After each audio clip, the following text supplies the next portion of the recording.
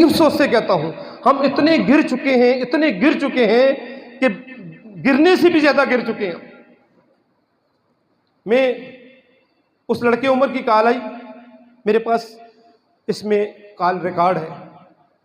मैंने कहा यार तुम जालिम हो, कातिल हो, मुझे इसके बाद फ़ोन नहीं करना। उसने कहा मेरी बात तो सुन ले, मुझे बताएं अगर मैं इसको मारता, मैं इतना पागल हूं कि मैं बाहर चारपाई पे सुला देता इसको? पास पीछे नदी दौड़े, मेरे पास गाड़ी मौजूद है, क्या मैं इसको उठा के उसमें नहीं फेंक के नहीं आ सकता था? और ये उमर के बयान है, चौकीदार के। उसने कहा कि मुझे SHO साहब ने कहा तेरा जलाली बुज़दिल है, भाग के चला गया है, फ़ोन बंद कर दिया है, राब्ता करो उसके साथ, 5 लाख रुपए दो, अभी तो मैं निकाल लेते हैं। तफ्तीशी मार मार के मुझे कहता है बड़े बड़े अफसरों को जाकर उसके मुंह में पैसा रोम रहा है तुम्हारा जलाली, तो हम छोटों को क्यों नहीं देता? हमने क्या गुनाह किया? और जालिमो तुम अपने बच्चों को कत्ल के पैसे खिलवाओगे? ऐसे पैसे पे लानत है कि जो जुल्म के साथ लिया जाए। तुम हमारे मुहाफिज हो, तुम हमारी हिफाजत करते हो, तुम पैसे मांग के तुम एक आदमी को उसको जो है बेगुनाह कर दोगे या उसको गुनाहगार कर दोगे? हमारी KPK की पुलिस मिसाली पुलिस है। हमारी KPK में हरिपुर की पुलिस सबसे अच्छी पुलिस है। हम अपनी इंतजामिया की इज्जत करते हैं। हमारा ये मुहर्रम सारे मुहर्रमों से अच्छा गुजरा। हमारे DPO ने अच्छी कारकर्दगी दिखाई। लेकिन DPO साहब, आप जब आए थे हरिपुर में, आपने पहले इजलास में एक बात कही थी, शायद आप भूल गए, शायद आपको याद हो। आपने कहा था कि मुझे पता है कि मेरे इस महकमे में काली बेड़े भी हैं। DPO साहब, निकाले इन काली बेड़ों को आप बाहर। ये जो काली बेड़े हैं, ये जो लित्तर मार के पैसे मांगते हैं, ये जो इस बात के पैसे मांगते हैं, 2 5 लाख 6 लाख रुपए दो, 7 लाख रुपए दो, हम तुम्हें केस से ही बाहर निकालेंगे।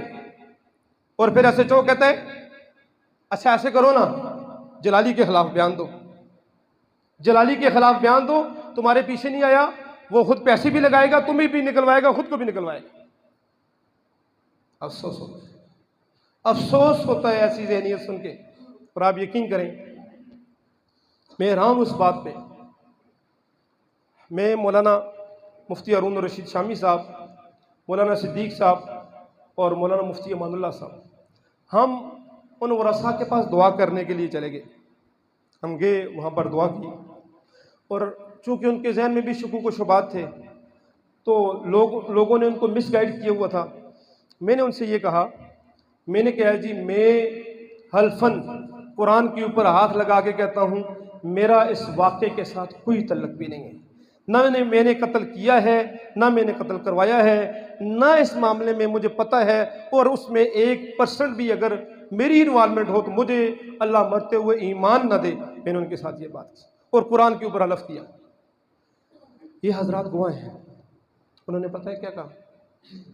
उन्होंने कहा कि हमें तो बच्चे का गम भूल गया, हमें तो लोगों ने इतना परेशान कर दिया है, जलाली को फंसाओ, जलाली को फंसाओ, इसका नाम दो, हम खर्चा करेंगे, हम तुम्हारे पीछे आएंगे। क्यों? मुझे क्यों फंसाओ? हजरात, आप मेरे पास तशरीफ़ लाएं। मैं एक बात यहाँ पर करना ज़रूरी समझता हूँ, एक बात जो बार बार सोशल मीडिया पे की जाती है कि ये कब्ज़ा माफिया है, लोगों की ज़मीनों के ऊपर कब्ज़ा करते हैं।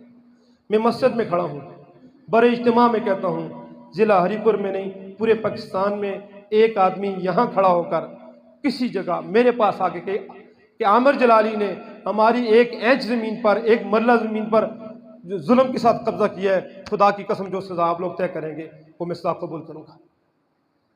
हमने कभी किसी के साथ जुल्म नहीं किया। मेरे अपने इसके अलावा कारोबार है, अल्हम्दुलिल्लाह, हुक्की में है, हमारा ग्रेनाइट का काम है, मुख्तलिफ काम। ये मैं थोड़ी सी वजाहत करूँगा। हम ये काम ढूंढते भी नहीं हैं। हमारे पास अक्सर बेवा औरतें आ जाती हैं। एक आजकल माजरत के साथ, आप जो सहाफ़ी हज़रात बैठे हैं, आप माशरे का एक, किसी भी अच्छे माशरे के लिए इंतहाई अहम किरदार है आपका। एक नया नाम नेहाद सहाफ़ी जो अपने साथ सैयद लिखता है, मैंने कहा खुदा वास्ते सादात इसके ऊपर केस करें, ये अपने साथ सैयद ना लिखे। जब भी हरिपुर में आग लगती है वो जालिम आग लगाता है। कभी चंगी बांडी के ऊपर में जाकर लगाता है, कभी वो यहाँ पर किसी आलिम की तौहीन करके लगाता है, अभी वो ईरान में बैठ कर कह रहा है मैं आऊँगा और कब्जा माफिया को बेनकाब करूँगा और मैं ये करूँगा और मंशियात फरोशों को मैं ये करूँगा। आ भी गए, अभी तक मैं इंतजार कर रहा हूँ कोई बयान आए। उसका अपना रिश्तेदार अपने सके यतीम भतीजे की ज़मीन पे कब्जा करके बैठे। मेरे माँ बाप मर गए, मेरे चाचे ने कब्जा कर लिया, मुझे पैसे नहीं देता है, अब मेरे साथ मदद करें, मैं ज़मीन आपको देता हूँ।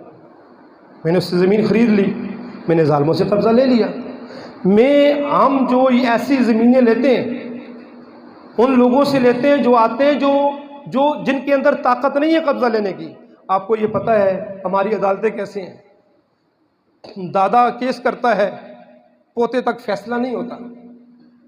तो हम चाहते हैं, मेहनत करते हैं, यार ज़मीन देखो, कागज़ चेक करो इसके। हम किसी के साथ फिर भी जुल्म नहीं करते, बल्कि जो मज़लूम लोग हमारे पास आते हैं हम उनकी मदद करते हैं। फिर जो जालिम है वो सोशल कब्ज़ा माफिया मेरे ऊपर पूरे पाकिस्तान में अल्हम्दुलिल्लाह कोई कब्ज़े का पर्चा नहीं, कोई एक ऐसी ज़मीन पर हमने कभी किसी की ज़मीन के ऊपर कब्ज़ा नहीं किया। लेकिन ये लोग, एक तो हमारा ये वजह जो मैंने बयान की, दूसरा आप हज़रात तकरीबन आप में से पिछले प्रोग्राम में लोग मौजूद थे, हमने बेहयाई के ख़िलाफ़ आवाज़ उठाई। हमने ये आवाज़ उठाई कि ये नाच गाने और ये नंगे डांस और ये मखलूत लड़कों लड़कियों के प्रोग्राम इनको बंद किया जाए। मुअज़्ज़िज़ीन, अब जवान बच्चे जो है ना, जवान बच्चे, आप एक हद तक उनके ऊपर कंट्रोल कर सकते हैं।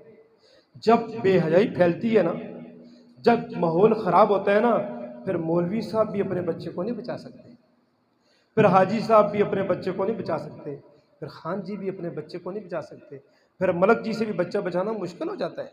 जब माहौल ख़राब हो जाता है, जब माहौल गंदा हो जाता है, क्योंकि शैतान है, कोई ये चीज़ें मांगता है। जब जवान लड़के जो मोबाइल मसालेदार चीज़ें देखते हैं, उनको जब मोबाइलों पे तो उनको छू नहीं सकते ना, जब वो जगह मिल जाए जहाँ इनको छू सकते हैं, जहाँ ये गंद खा सकते हैं, जहाँ ये गंद देख सकते हैं, फिर आप और मैं उसको हम कभी कंट्रोल नहीं कर सकेंगे। अगर हम इसके ख़िलाफ़, बहुत से लोग मुझे मिले, उन्होंने मुझे कहा हम भी ये चाहते थे कि ये बेहयाई रुक जाए, लेकिन हमारे अंदर हिम्मत नहीं थी, हमारे अंदर ये ताकत नहीं है कि हम ये आवाज़ बुलंद करें। और आप यकीन करें बहुत से लोगों ने रब्ता किया, लेकिन बहुत से लोगों ने मिलकर प्लानिंग भी की। अदारों के लोग बैठे हैं, मेरी बात नोट करें, जिन लोगों के बेहयाई के प्रोग्राम बंद हुए हैं, सोशल मीडिया के ऊपर मेरी तस्वीर लगा के मंशियात फरोश और कब्ज़ा माफिया और ये लिखने वाले, ये सारे वो लोग हैं। चेक करें आप, उनकी फेसबुकें आइडियाँ चेक करें, उनके कमेंट्स, उनकी बातें चेक करें, देखें, इनको शामिल तफ्तीश करें। जो वीडियो आगे बनाते हैं और उसके ऊपर फिर सारे दोस्त नीचे कमेंट्स लिखते हैं, ये एक सोची समझी साजिश थी इस आवाज़ को दबाने की, इस काम को रोकने की। मैं अल्लाह वहदहू ला शरीक की कसम उठा कहता हूँ, मुझे मौत तो कबूल है, मैं इस मिशन को नहीं रोकूंगा। इंशाअल्लाह ये मिशन चलता रहेगा। मैं जो बच्चा शहीद हुआ उसके वालिदैन को खराज तहसीन पेश करता हूँ, बावजूद है कि उनके ऊपर बहुत प्रेशर था।